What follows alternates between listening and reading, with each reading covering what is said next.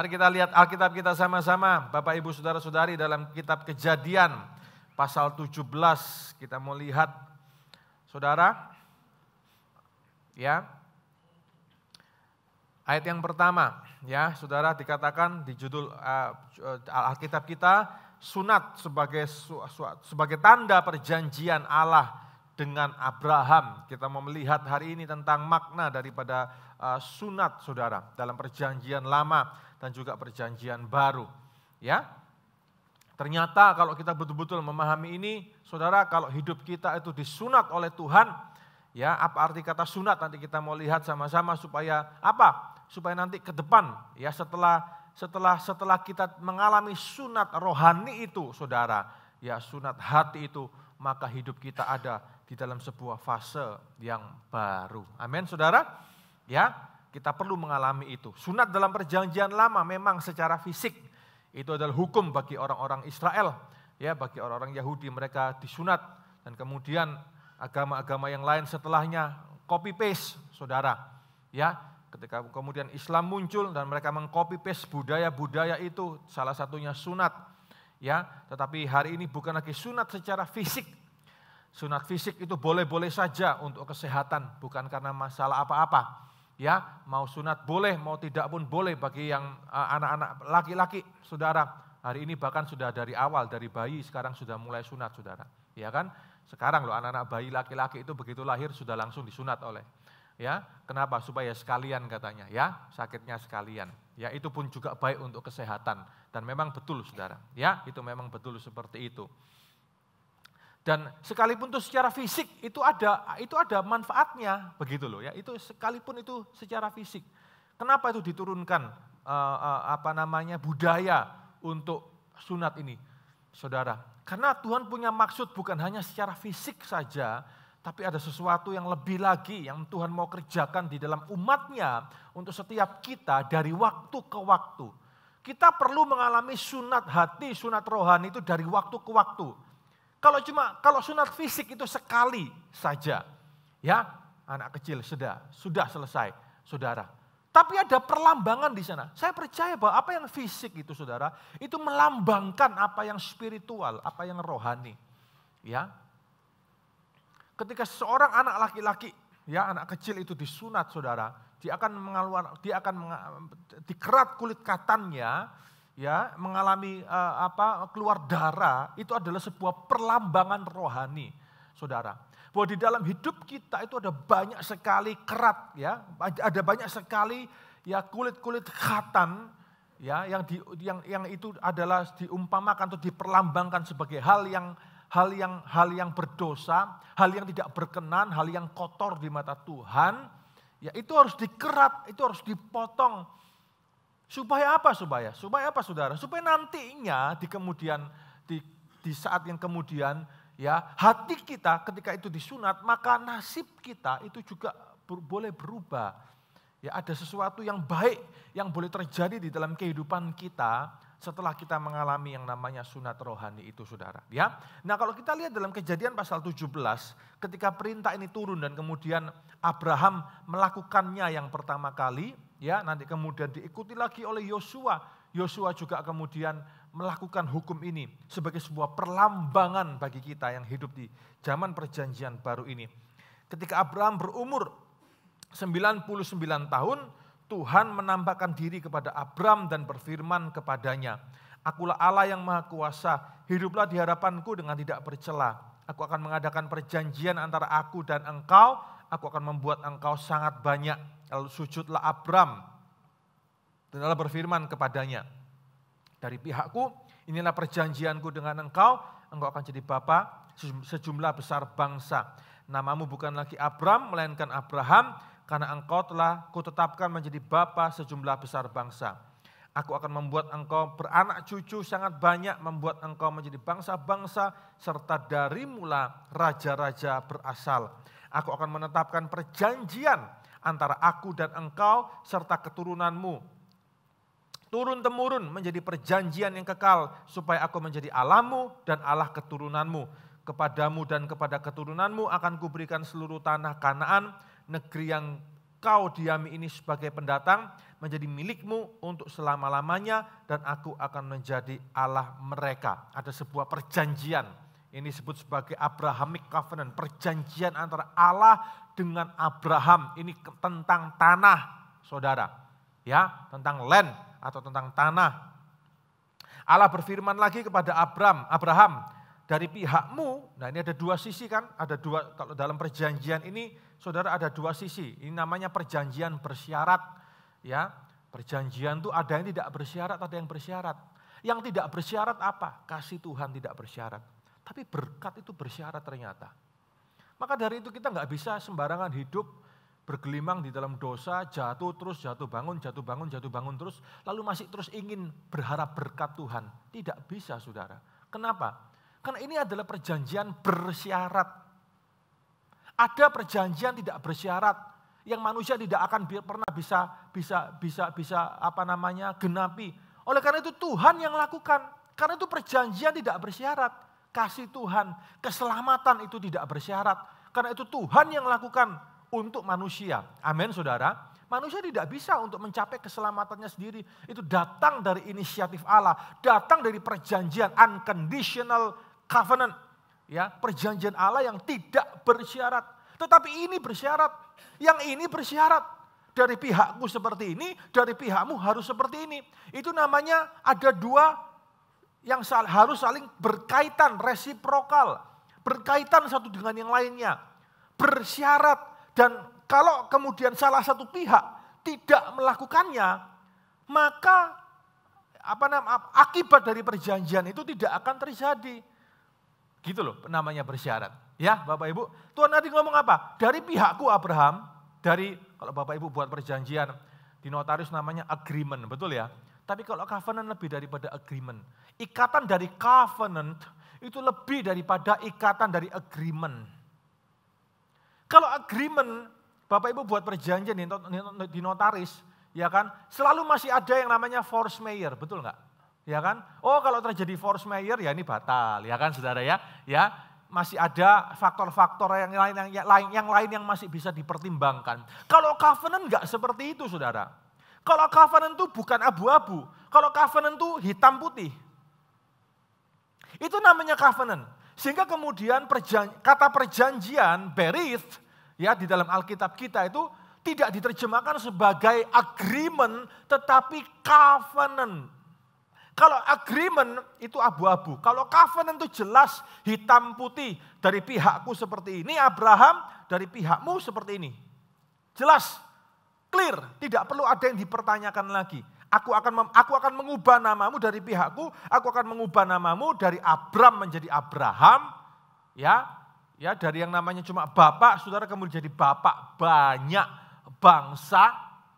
Ya, kemudian apalagi semua keturunan tanah ini kuberikan kepadamu, keturunanmu akan memiliki negeri ini. Itu dari pihakku, tapi dari pihakmu, nah ini saudara, itu jelas ini adalah sebuah conditional covenant, perjanjian yang bersyarat. Amin Bapak Ibu. Ya, nah ini perjanjian bersyarat. Ternyata yang namanya berkat itu perjanjian bersyarat.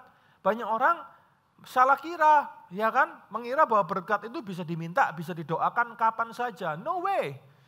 Karena perjanjian itu karena berkat itu bukan unconditional, tetapi conditional covenant. Perjanjian yang bersyarat. Amin Bapak Ibu. Ya, saya tidak hanya mengasumsikan berkat dengan satu hal saja. Berkat itu macam-macam, saudara. Kalau tidak engkau alami di masa hidupmu, ya berkat tertentu itu bisa generational blessing loh. Ya, generational blessing. Kalau tidak dialami oleh hidupmu hari ini, di masa engkau hidup hari ini, anak cucumu yang akan mengalaminya. Amin Bapak Ibu. Ya kan? Jadi jangan berkata kemudian kenapa tidak terjadi kepadaku, lalu kemudian orang mulai tidak setia dan kemudian meninggalkan Tuhan. Itu berarti pelanggaran terhadap covenant saudara. Lupa bahwa berkat-berkat tertentu, tipe-tipe berkat tertentu, itu bisa jadi generational covenant, generational blessing. Tidak terjadi di dalam masa hidupmu, tetapi bisa terjadi di dalam masa hidup anak atau cucu saudara. Amin saudara. Ya, itu loh. Jadi jangan semuanya mau dimakan sendiri. Anak cucumu tidak akan kebagian nanti. Kalau semuanya kau makan sendiri hari ini, anak cucumu tidak akan kebagian apa-apa, saudara. Ya, Bapak Ibu. Nah, kita lanjutkan ya. Ayat yang ke-9 tadi ya. Allah berfirman kepada Abraham, dari pihakmu engkau harus memegang perjanjianku. 1, pegang perjanjianku. Engkau dan keturunanmu turun-temurun. Inilah perjanjianku yang harus kamu pegang. Perjanjian antara aku dan kamu serta keturunanmu. Setiap laki-laki di antara kamu harus apa saudara? Disunat. Ya, ini yang harus dilakukan oleh Abraham. Harus disunat, kulit katanmu harus dipotong dan itu akan menjadi tanda perjanjian antara aku dan kamu. Itu tanda, ada stempel. Kalau sekarang di Torres ketika di stempel itu berarti resmi, betul Bapak Ibu? Ya, itu diakui oleh negara. Stempelnya biasanya warna merah, betul? Sebetulnya ya dari sini, darah itu merah, saudara. Betul, saudara?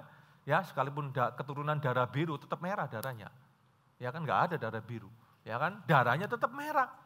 Ketika kulit katan itu dikerat, dipotong saudara, maka darah keluar, darah itu merah. Dan di perjanjian baru ini nanti ini akan menjadi sebuah perlambangan pengorbanan Kristus di atas kayu salib mencurahkan darahnya bagi kita. Ya, tetapi ini adalah sebuah hal yang Tuhan kerjakan, ya kasih kepada Abraham harus disunat. Apa maknanya? Kita lanjut dulu. Anak yang berumur 8 hari di antara kamu harus disunat. Orang Yahudi sampai sekarang. Ya, anaknya umur 8 hari baru disunat. Setiap anak laki-laki turun-temurun, baik hamba yang lahir di rumahmu maupun yang dibeli dengan uang dari setiap orang asing yang bukan keturunanmu. Semuanya. Ya, sehingga budaya sunat ini adalah menjadi budaya bukan cuma hanya di Israel, tapi di seluruh negara Middle East di Timur Tengah. Semuanya punya budaya yang sama. Hamba yang lahir di rumahmu dan hamba yang engkau beli dengan uang harus disunat dalam dagingmu lah. Karena apa? Dalam dagingmu lah perjanjianku menjadi perjanjian yang kekal. Ini ikatannya dalam, saudara. Ini bukan cuma ikatan stempel lalu ada force majeure batal. Enggak. Ini dalam. Kenapa? Karena perjanjian ini adalah perjanjian di dalam dagingmu. Mengikatmu, mengikat keturunanmu, mengikat hidupmu, mengikat semua yang ada padamu, turun-temurun. Amin Bapak Ibu. Ya, laki-laki yang tidak disunat, yang tidak dipotong kulit katannya, orang itu harus dilenyapkan dari antara kaum sebangsanya. Ia telah mengingkari perjanjianku, saking kerasnya isi dari perjanjian atau covenant ini. Saudara. Ya, nah, Bapak Ibu saudara-saudari, lihat. Tandanya adalah disunat secara fisik hari itu sehingga kemudian itu menjadi sah. Perjanjian itu kemudian menjadi sah, Saudara. Ya. Dan di kemudian hari Yosua pun melakukannya kepada siapa? Kepada orang-orang Israel. Ya kan? Mereka yang waktu itu setelah mereka keluar dari Mesir ke tanah perjanjian, mereka belum melakukan hukum ini lagi. Mereka belum pernah mengalami ini lagi anak generasi selanjutnya. Ya, ketika Musa juga melakukan itu kepada anaknya dan kepada bangsa Israel, saudara, tapi kemudian Yosua juga melakukannya di Gilgal. Ya, di Gilgal. Gilgal itu Gilgal itu bukan cuma nama gereja, saudara ya. Gilgal itu tempat apa? Tempat itu maknanya adalah sebuah batu yang digelindingkan atau lingkaran. Artinya apa saudara? Itu tempat transisi. Sebelum masuk ke tanah perjanjian, orang-orang Israel harus disunat dulu. Harus sunat dulu. Ya kan? Yosua pasal yang kelima kalau kita baca di sana. Ya, sunat dulu. Semuanya disunat dulu. Baru kemudian mereka masuk ke tanah perjanjian. Menikmati susu dan madunya. Karena Gilgal, ya karena tempat di mana sunat itu dilakukan adalah tempat transisi. Ya, tempat transisi dari apa yang salah kepada apa yang benar. kepada apa yang kotor, kepada apa yang kudus, kepada apa yang najis, kepada apa yang suci. Saudara, setiap kita harus mengalami transisi ini di dalam kehidupan kita dari waktu ke waktu. Makanya sunat rohani itu tidak cukup sekali. Sunat rohani itu harus terus-menerus dari waktu ke waktu. Amin Bapak Ibu. Tuhan akan terus sunat hati kita. Dan kemudian Rasul Paulus ambil ini dalam perlambangan, dalam perjanjian baru nanti kita mau lihat. Pengalaman Gilgal itu harus kita alami. Ya, saudara bayangkan waktu sebelum mereka masuk ke tanah perjanjian, mereka harus disunat. Bayangkan ya, ketika mereka semua ini satu bangsa loh disunat saudara. Orang selesai disunat, apa langsung perang? Loh ya enggak gitu saudara. Ya kan? Kalau sekarang teknologi sudah maju, betul enggak saudara? Ya kan? Lihat tuh anak laki-laki kecil, anak kecil itu. Begitu pagi disunat, enggak butuh tidur-tidur langsung main, betul saudara? Ya kan? Karena teknologi sudah maju hari ini. Hari itu enggak, mereka minimal harus 7 hari. Ya, untuk proses penyembuhan itu. Bayangkan saudara, semua laki-laki di sana disunat dan mereka harus rest 7 hari tidak ngapa-ngapain. Rawan enggak diserang? Rawan, betul? Ya, karena tidak ada orang yang siap untuk berperang. Mereka semua sedang dalam masa-masa pemulihan. Di sana ada covenant. Tapi kenapa mereka aman-aman saja? Karena ada covenant. Ada covenant daripada Tuhan. Setiap kita perlu mengalami pengalaman Gilgal ini di dalam hidup kita. Ya, di mana hati kita harus disunat. Di mana hati kita harus disunat setiap hari. Setiap hari, setiap saat, setiap pengalaman rohani kita dengan Tuhan adalah sunat hati kita. Setiap pengalaman kita dengan Tuhan, setiap kali Tuhan menegur kita, setiap kali Tuhan membawa kita dalam sebuah permasalahan atau problematika kehidupan, Tuhan mau kita belajar daripadanya. Itu adalah cara Tuhan untuk terus menyunat hati kita, untuk membawa kita terus semakin bersih, untuk membawa kita semakin dekat dan belajar untuk terus dekat dan mengandalkan Dia. Amin Bapak Ibu. Itu sunat hati. Berapa banyak orang ketika hatinya disunat oleh Tuhan, mereka tidak mengerti. Ya, mereka tidak mengerti dengan maksud tujuan itu. Nah, mereka protes. Mereka tidak berserah. Lihat saudara, orang kalau waktu itu ya, mereka satu bangsa disunat, mereka berserah. Betul enggak? Ya wes, ya, begitu ada apa-apa ya mereka pasti mati semuanya. Betul enggak saudara? Ya, tiba-tiba ketika mereka selesai disunat semuanya, mereka lagi istirahat, ya, kemudian kalau misalnya itu diserbu oleh bangsa yang lain, mati enggak semuanya? Mati. Ya kan? Mati, saudara. Enggak ada yang bisa perang dengan hari itu. Mereka berserah, ya kan? Ya sudah. Ya kalau sampai kami diserang satu bangsa ini, matilah semua kami. Tapi tidak terjadi, mengapa? Karena ada covenant Tuhan di sana yang menjagai mereka. Covenant itu akan menjagai hidup seseorang. Kalau orang itu paham loh ya. Banyak orang tidak paham. Ketika hatinya disunat oleh Tuhan, ya dalam peristiwa-peristiwa yang Tuhan izinkan terjadi dalam kehidupannya, banyak orang tidak paham. Ya, banyak orang lebih memilih untuk berontak, banyak orang lebih memilih bahkan ya ada banyak masalah tambah lari dari Tuhan. Nah, ini kan bagus Saudara. Betul? Ya kan? Seharusnya banyak masalah tambah dekat dengan Tuhan, ya. Tapi banyak orang tuh tambah banyak masalah, tambah jauh dari Tuhan. Tambah pelan-pelan mundur satu persatu dari Tuhan, retreat, giginya R Saudara, ya kan? Pelan-pelan mulai mundur, alasannya si rohani, alasannya sangat masuk di akal. Bisa pakai alasan keluarga lah, bisa pakai alasan inilah, bisa pakai alasan itulah. Alasannya sangat manusiawi sekali, ya kan? Manusiawi sekali, sehingga kalau kita mendengarkan, kita pasti akan, oh ya paham. Tapi dalam hati motif sesungguhnya adalah mulai retreat pelan-pelan.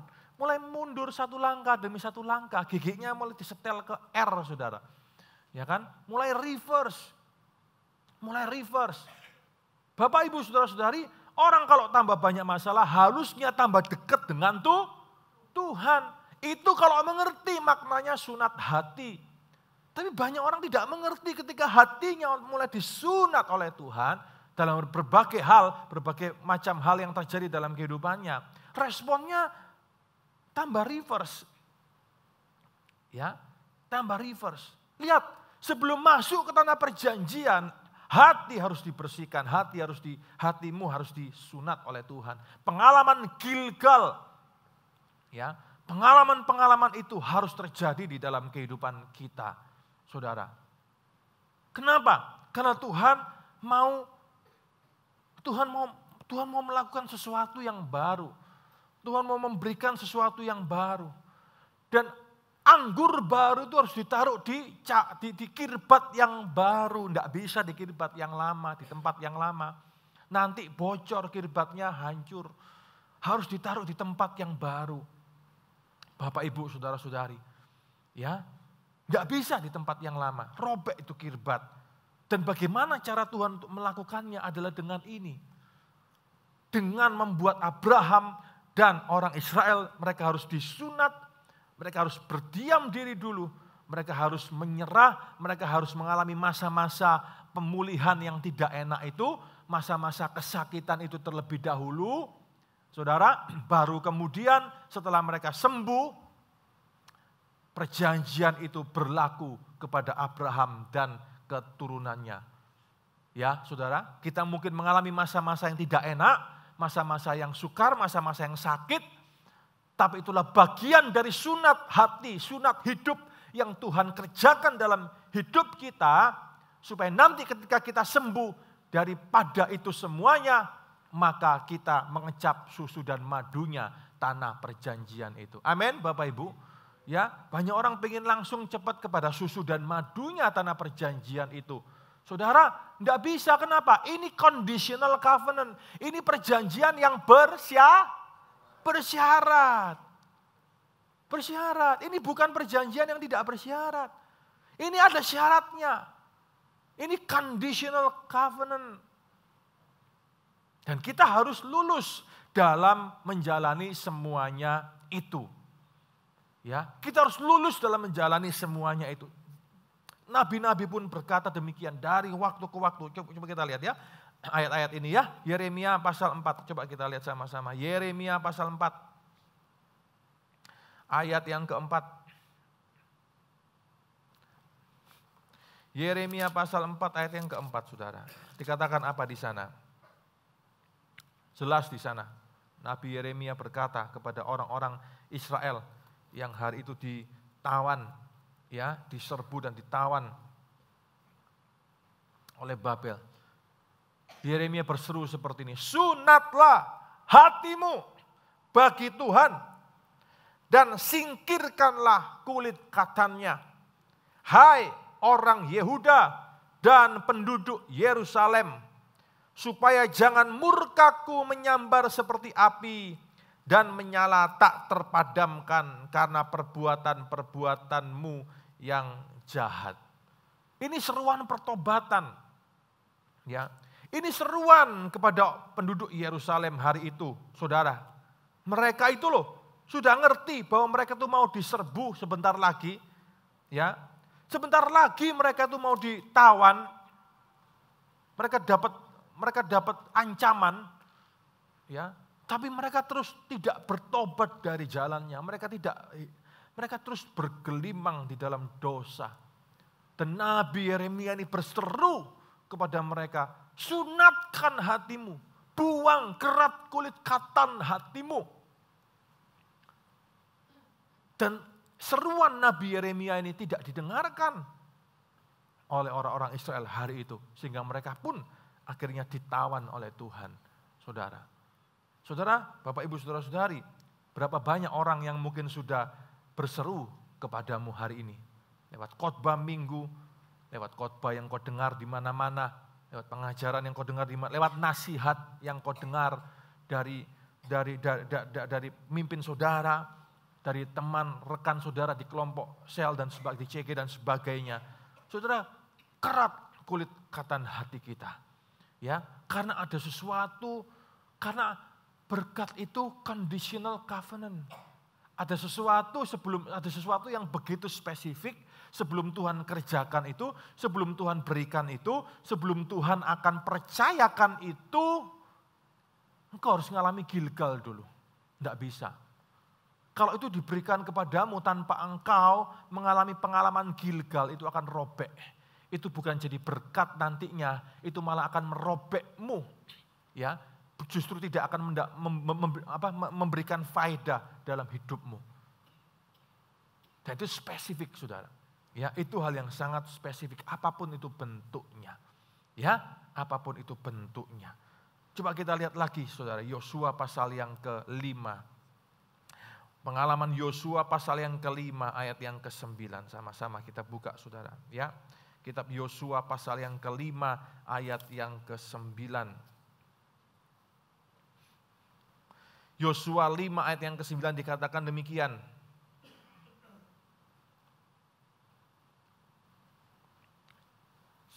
Delapan dulu ya, Yosua 5 ayat 8 dulu. Setelah seluruh bangsa itu selesai disunat, mereka tinggal di tempat masing-masing di perkemahan itu sampai mereka sembuh. Tuhan berfirman kepada Yosua, hari ini aku telah menyingkirkan darimu celah dari Mesir. Itulah sebabnya nama tempat itu disebut Gilgal sampai hari ini. Ya, karena Tuhan menghapus celah Mesir itu dari antara mereka. Sehingga mereka siap untuk menerima susu dan madu. Mereka siap untuk menerima kepercayaan yang baru. Mereka siap untuk menerima hal-hal yang baru yang Tuhan mau kerjakan di dalam kehidupan mereka. Bapak, Ibu, Saudara-saudari, itu yang juga yang Tuhan mau kerjakan, mau lakukan dalam hidup ini. Cara pola kerja Tuhan selalu seperti itu. Sebelum kita naik kelas, kita harus mengalami pengalaman Gilgal dulu. Oke? Sebelum kita ngalami kebaikan-kebaikan Tuhan yang spesifik, Tuhan mau kita ngalami Gilgal dulu. Sebelum kita naik, dibawa Tuhan naik, saudara, Tuhan mau kita ngalami Gilgal dulu. Justru jalannya adalah turun dulu. Bukan langsung naik, tapi turun dulu. Perhatikan semua tokoh-tokoh Alkitab, mereka semua ngalami hal seperti itu. Betul, saudara? Sebelum mereka dibawa naik, mereka harus dikerat dulu kulit katan hatinya. Sebelum Yusuf dibawa naik, dia harus dikerat dulu kulit katan hatinya. Supaya dia siap untuk sesuatu yang Tuhan mau kerjakan, saudara. Ya, itulah cara kerja Tuhan di dalam hidup ini. Roma pasal yang kedua, perjanjian baru mengambil contoh ini untuk kita. Sama-sama, buka sama-sama kitab Roma pasal yang kedua. Ayat yang ke-29.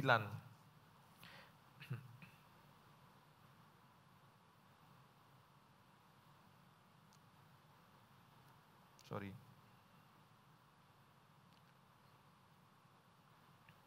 Roma 2 ayat yang ke-29. Tetapi orang Yahudi sejati ialah orang yang tidak tampak keyahudiannya, dan sunat sejati ialah, saudara, ya, sunat di dalam hati secara rohani, bukan secara harfiah. Pujian bagi orang seperti itu datang bukan dari manusia, melainkan dari Allah. Ya, Paulus pun ngomong, sunat hatimu. Hatimu harus disunat setiap hari, setiap saat, setiap waktu.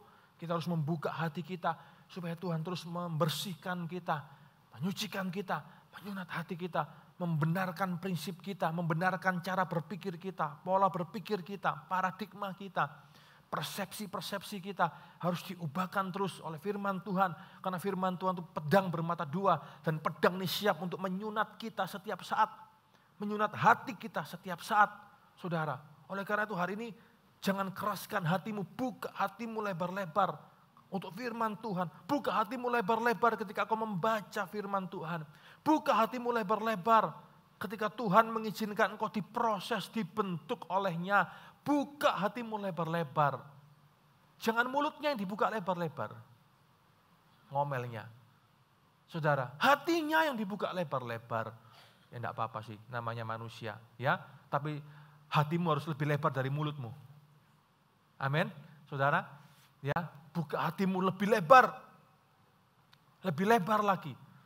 Ya, karena engkau tidak tahu apa dan bagaimana Tuhan akan mengerjakan hal-hal itu di dalam dirimu. Ya, saudara, Keluaran 2 ayat 11. Keluaran pasal 2 ayat yang ke-11. Kolose saudara ya. Kolose 2 ayat yang ke-11, 12. Saya akan selesai sebentar lagi. Kolose 2 ayat 11 sampai 12. Alkitab berkata demikian, di dalam Dia kamu telah disunat bukan dengan sunat yang dilakukan oleh manusia, tetapi dengan apa saudara? Dengan apa dikatakan apa? Sunat Kristus yang terdiri dari penanggalan tubuh yang berdosa. Karena dengan Dia kamu dikuburkan dalam baptisan. Dan di dalam Dia kamu turut dibangkitkan juga melalui kepercayaanmu kepada kerja kuasa Allah yang telah membangkitkan Dia dari antara orang mati. Sunat Kristus, yaitu penanggalan tubuh yang berdosa. Pagi hari ini, mari kita izinkan Tuhan untuk terus bekerja menyunat hati dan kehidupan kita dari waktu ke waktu untuk membersihkan kita, membenarkan kita, mengubah pemikiran kita, mengubah persepsi kita, mengubah pola cara kita berpikir, mengubah paradigma kita dari waktu ke waktu. Amin saudara. Ya, izinkan Dia terus membentukmu. Izinkan Tuhan terus bekerja. Situasi mungkin yang sedang saudara hadapi hari ini adalah pedang itu. Ya, pedang sunat itu yang Tuhan sedang kerjakan untuk memotong kulit katan, mengerat kulit katan hati kita sehingga kita punya hati yang baru untuk kita berespon benar terhadap segala sesuatu. Amin saudara. Ya, apapun itu, sekalipun hari ini kau merasa bahwa mungkin aku merasa dirugikan, aku merasa ini dan merasa itu, mungkin negatif perasaanmu hari ini. Tapi kalau itu adalah cara kerja Tuhan, berarti Tuhan mau membersihkanmu dari apa yang ada padamu hari ini. Kan mungkin hari ini kau mengalami ketidakadilan. Saudara sedang mengalami ketidakadilan. Saudara sedang mengalami hal-hal yang tidak menyenangkan. Hari ini ya engkau sedang mengalaminya. Itu adalah cara Tuhan. Kalau engkau diizinkannya, maka itu adalah cara Tuhan untuk mengerat kulit katan itu. Engkau diberikan hati yang baru. Kalau hari ini Tuhan mau engkau belajar untuk mengampuni di dalam kepada orang-orang yang menjengkelkan dan menyakiti hati saudara atau telah menyengsarakan hidupmu, itu berarti Tuhan sedang mengajarkanmu atau ingin memberikanmu hati yang baru, hati yang besar, hati yang baru, hati yang mau mengampuni orang yang bersalah. Ampuni kami seperti kami mengampuni orang-orang yang bersalah kepada kami. Amin saudara. Itu bukankah itu doa Tuhan Yesus diajarkan kepada kita? Ya, doa Bapa kami mengampuni orang-orang yang bersalah kepada kami. Tidak gampang loh Bapak Ibu. Ya kan, enggak enak loh buat daging kita. Tapi Tuhan mau untuk kita belajar seperti itu. Kenapa? Supaya hati kita jadi hati yang baru. Hati yang seperti Kristus punya, saudara. Untuk terus belajar, untuk mengampuni. Dan itu tidak mudah. Tapi kalau kita terus mau, Roh Kudus akan bekerja. Roh Kudus adalah Tuhan di dalam gereja akan bekerja di dalam hati kita. Membawa kita untuk menjadi serupa, semakin seperti Kristus. Amin, saudara. Saya nggak tahu siapa yang saudara perlu ampuni. Mungkin itu adalah keluarga, anggota keluarga. Mungkin itu adalah ipar-iparan saudara masih di dalam keluarga. Saya tidak tahu siapa yang mungkin perlu saudara ampuni. Orang tua mungkin, atau anak mungkin, mertua mungkin, atau siapapun juga. Saya tidak tahu siapa yang saudara harus ampuni, mungkin orang-orang yang merugikan saudara. Orang-orang yang mungkin semaunya sendiri, atau orang yang mungkin yang memfitnah engkau hari ini. Sehingga aku berkata bahwa ini loh, aku ngalami ini karena orang itu. Siapa yang perlu kau ampuni? Saudara hari ini, mari kita datang kepada Tuhan, kita merendahkan hati kita. Untuk kita mau terus dibersihkan, dipotong, disunat hati kita. Untuk kita menjadi pribadi yang semakin lebih lagi seperti Kristus dari hari ke hari. Amin saudara.